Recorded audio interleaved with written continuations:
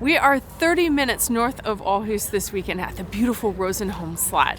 And later on in the video, we're going to take you inside. But first, it is already Christmas here in Denmark. We're super excited because that means Christmas markets. And they have a beautiful Christmas market here. So first off, we're going to walk through and see what they got on this week's Travelin' Young.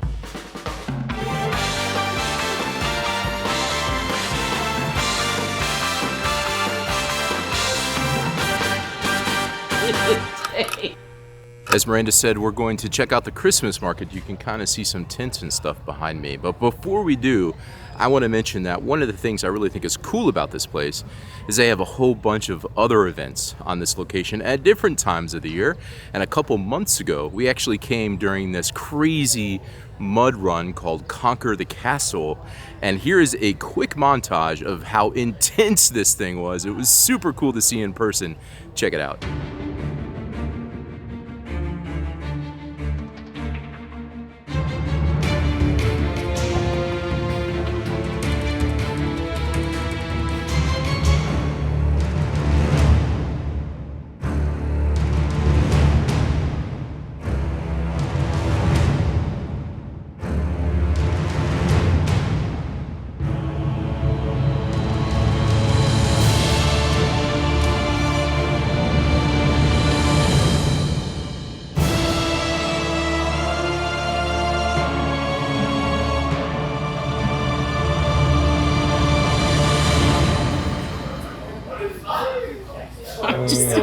I'm just gonna sniff them. You can't have them now. I just be like, oh, the smell of Christmas.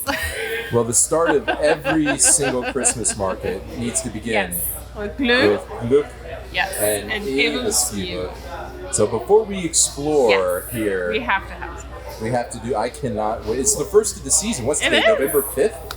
Yes. And we're at our first glue of the year. Yes, exactly. Well done. Go team. Let's do it. I'd forgotten the consequence of Eberskive, and I wore black today. Now I have the glasses to help catch some of the... But it's okay. It's a sacrifice I'm willing to make because they're so good. So good. Oh, just...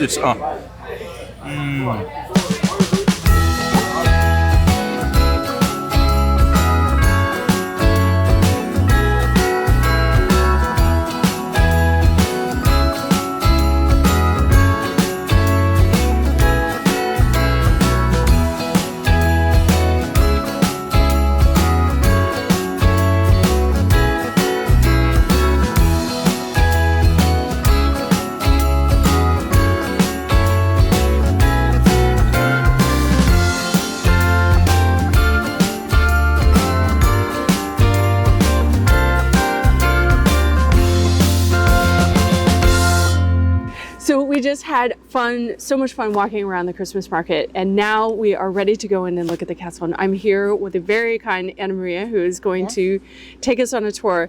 Now, the first thing that I learned about this castle, we actually came here this summer, and it's named Rosenholm Slot. And I thought that referred to the beautiful gardens here. There's many beautiful rose gardens, but it doesn't. It actually refers to the Rosencrantz family.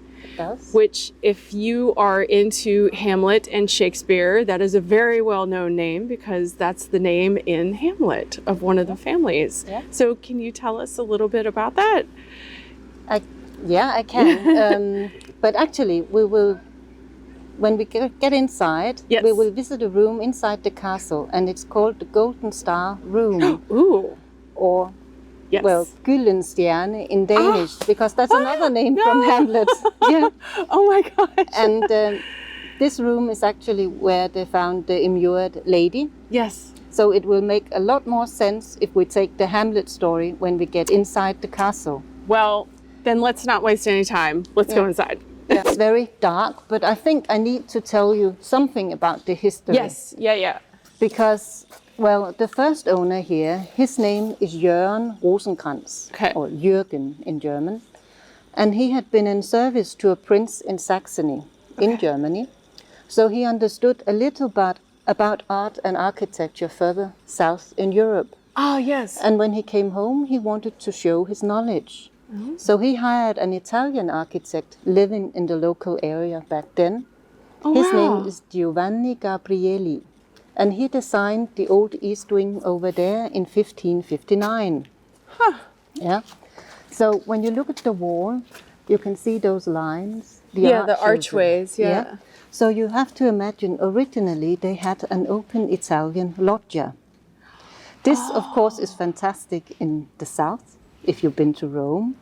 Not that practical here in Denmark, because we had very cold winters back then. So they closed the loggia again pretty soon. Oh, okay. Yeah? And here in Denmark, it's quite normal after the Reformation to reuse building materials from old churches. Yeah. Old Romanesque churches. Yes. And here in the castle, they said that they have used building materials from at least 3 churches. Oh gosh, wow. And you can see the big stones in the foundation. Yeah. Yeah. Over here, along the ground, you can see a stone with a picture on it. Yeah. This stone used to mark a grave in an old church. Oh wow. Yeah. Oh my So it's like on gosh. I can see an arm. Yeah, yeah. and Yeah. the feet. Yeah, it's like somebody laying down, I guess. Yeah. Okay. So tell me about this room. Where are we at? We are in the hall, and in here they have a lot of family portraits. Yes, I And see I think that. we should start with the small one over there. Oh, This one. It this shows one, you yeah. the first owner, Jørgen. He was born in 1523 and died in 1596. Oh wow. So because of the Reformation in Denmark in 1536, he was born a Roman Catholic but died a Protestant. Huh. Yeah. Jørgen, he also had quite a tough start on life because his parents, they died from the plague when they were visiting relatives in northern Germany in Lübeck. Oh, His mother was German born. So for the first couple of years he grew up with relatives in Germany, came back home, but as a young man he went back to Germany where he began to study at the university in Wittenberg, where he also met Martin Luther. I was going to say that's where Martin Luther's from. And he was given a book present by Martin Luther, and it's still here in the library. You're kidding. Yeah. That's amazing. So you were saying about things that people do not ordinarily see when they're on a guided tour. But I can show you one of the books. But I can tell that somebody is outside. Come inside. But this is Jørgen. And, well, the small portrait over here shows you his son, Holger. Okay. And he's the one who built the part of the castle where we are now. And Holger, he was very interested in languages and religion. And it's said that he had a very big book collection, perhaps more than 10,000 books. Yeah. They don't anymore, but they still have a lot of the old books. Yeah. But I'll tell you more when we get to the library. Oh, wow. Yeah. This is the winter room. And it's also the family's private drawing room when they're here. But so they still use this room? They still use this room. Oh, wow. And the rest of the castle. Yeah. But they just insist on opening up this part of the castle as well every summer. So if you come here as a guest, you will come in here as well. Oh, wow. And now you can't really see it today, but over there in the corner, that's something entirely Danish. Yeah, You can there's see a that door. there's a door. Yeah. So you can go inside it. Uh-huh. But there's just a tiny space. If you try to forget about the china and the red wood, try to imagine that it used to be open. Okay. Yeah? What do you think they used it for? Was that a confessional? No, because this cupboard is from 1580. Oh, so it would have been after the Reformation. Yeah. A puppet theater? Exactly. Oh! Yeah. Oh my gosh! Wow. So they'd go in the back. Yeah. Yeah. So this is kind of the stage.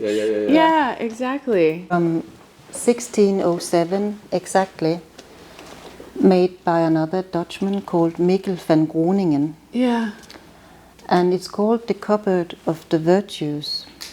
The virtues are those you see displayed along the side. Over there it says kærlighed, meaning love. Over here you might recognize justice and strength with the pillar. Okay. But if you look at the small paintings, you have over here a child hit in the heart with an arrow. Yeah. This symbolizes the moment when original sin came into the world. Oh, okay. That's why you see the snake, and apple. Yeah. Yeah, and then there's Adam and Eve there in the background. Exactly. Yeah. But fortunately for Christian people, we have Jesus Christ. Yeah. And that's him you see over here, I again see. displayed as a child. So he's stepping on the snake. Yeah. Yeah, evil, and the skeleton, death. Yeah. Because Christ, with his sacrifice and resurrection, gives hope to Christian people. How interesting.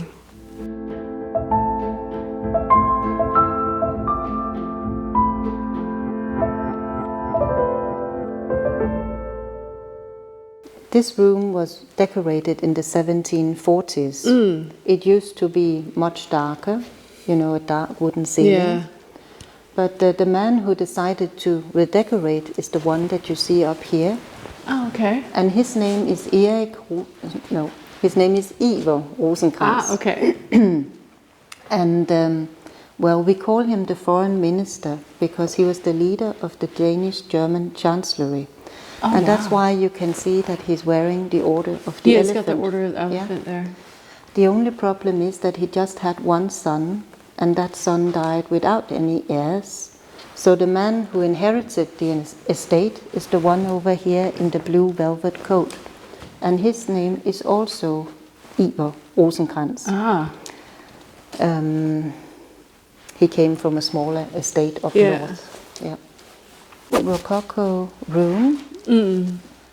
And in here they have a lot of tapestries. Yeah. And they are Flemish. And they have a common theme, the seasons. So the big one over here is summer. Yeah. On one side of it you have a noble family having a picnic. And over here the farmers doing the workers. Daily work. And summer continues over here with a lady selling cherries. She's a little hidden behind the door. And in the middle over there, perhaps a little later in the year, because now there's another lady selling apples. Yeah.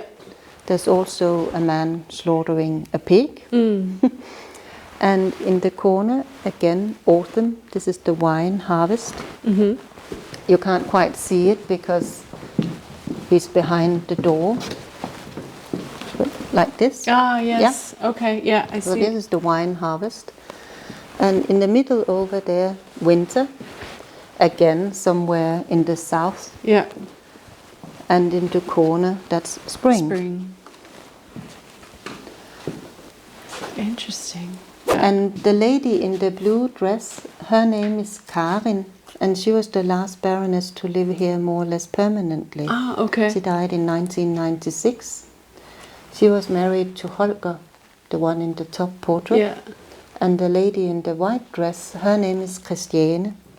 We've been joined by Martin Knudsen. Hopefully I said your name right. Yes, that's right. But you're the manager of Rosenholm Slot. So we actually met you earlier this summer. But you wanted to tell us a little bit about the decorations that we've been seeing while we're here. Yeah, we call it the Baroness is decorate for Christmas. Yes. And the theme, no, what did you call that? The theme Yes. is a fairy tale Christmas this year. Oh, okay. Yeah. And then why all the animals and trees and That makes sense. Okay, that's why there's so many in the next animals. room we have this oversized book with Hans Christian Andersen fairy tale. Yeah. Yeah. I saw one outside earlier, but I didn't understand that would be why. Yeah, I saw one for the matchstick girl, I think, when we were coming in. Yeah. Yes. And this in here is for the little nightingale. Oh, okay. Oh, how cool. Well, thank you so much. And thank you for allowing us to come in You're here welcome. and take It a is tour. a pleasure It's to have you. so nice. And it's so special to get to see this at such a quiet time and get kind of the background look at it. So thank you. You're welcome. Yeah.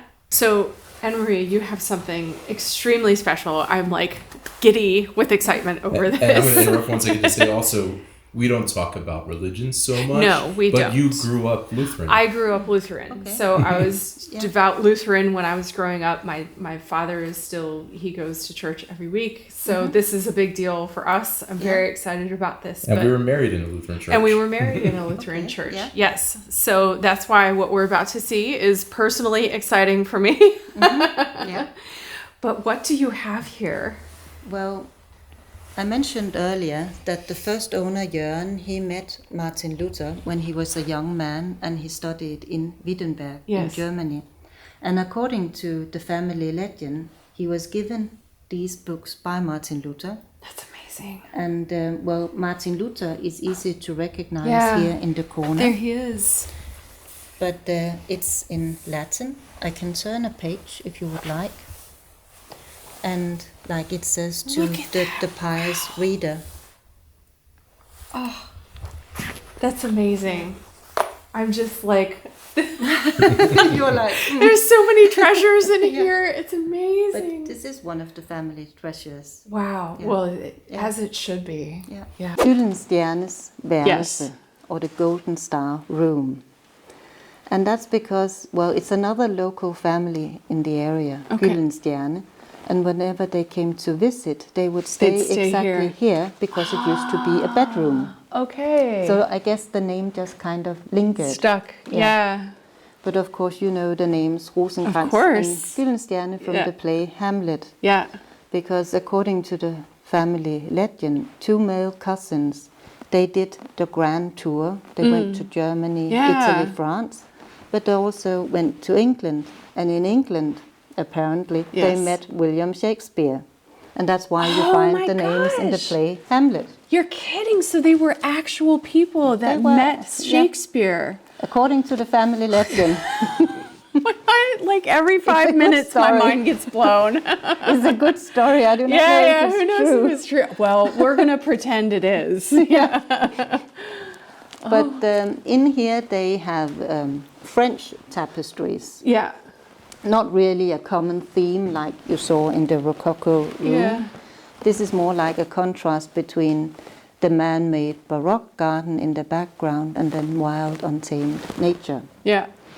But this room is actually known for something entirely different, because our ghost here at the castle, the White Lady, well, she was an immured lady.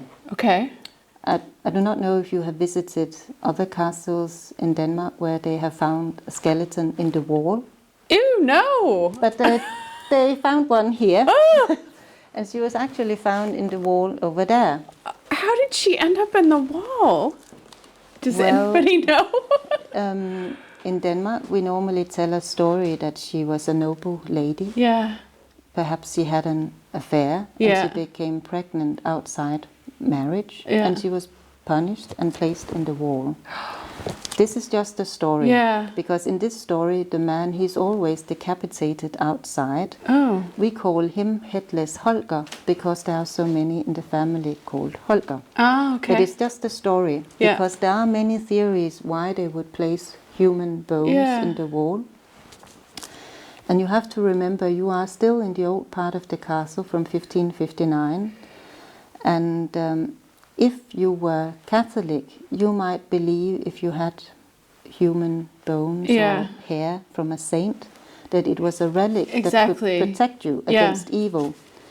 And, you know, this is a time here in Denmark where they had a lot of strange superstition.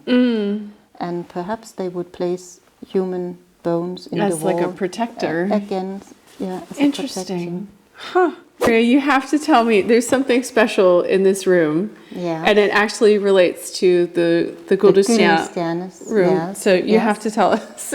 Maybe Josh can get it on camera. But like I said, they found an immured lady. Yeah. And for some reason, I don't really know why, but the family kept her skull. Yeah. And they have placed it in here on the bedside table. So this is the ghost room. That's where I would keep my iPhone charged. Okay, so Brisket wasn't with us, but he really wants to be in this part of the video. You do. Oh, buddy, We actually did this a couple weeks ago. We're just now really getting around to finally finishing editing it. But I'll let you summarize. I will say, it's such a neat place. Yes. So many cool stories. Yeah, and I can't believe I'm saying this, but I think it's dethroned Frederiksborg Slot as my favorite place in Denmark now, because the per capita amount of awesomeness per square footage, it just blows my mind. Every single time I think about it, I constantly want to go back and like discover more. And they give us such cool access. Yes. And it was like after closing, which is why a lot of the footage is super dark. Yeah. But on the way out, this isn't recorded, but we got to meet the Baron and talk to him. Super nice. And we talked to him for like 30 minutes. He was staying the night at the castle that night. Yeah. And learning a little bit more about his family. I mean, it was just... It was so great. Yeah. I cannot wait to go back. And you should go back. You should go for the first time. Yes. And then back again. I mean, we'll definitely be back. I think that's now on the list of places to visit when friends come see us and we take them on a road trip up to Jutland. That's one of the places we'll go. So thank you, everybody. Yes. At Rosenholm, you guys were fantastic. We appreciate everything. We had a great time. Yes. And there you go. That's our nice little summary and tour of Rosenholm Slot. Yes. We'll see you. Bye. Bye.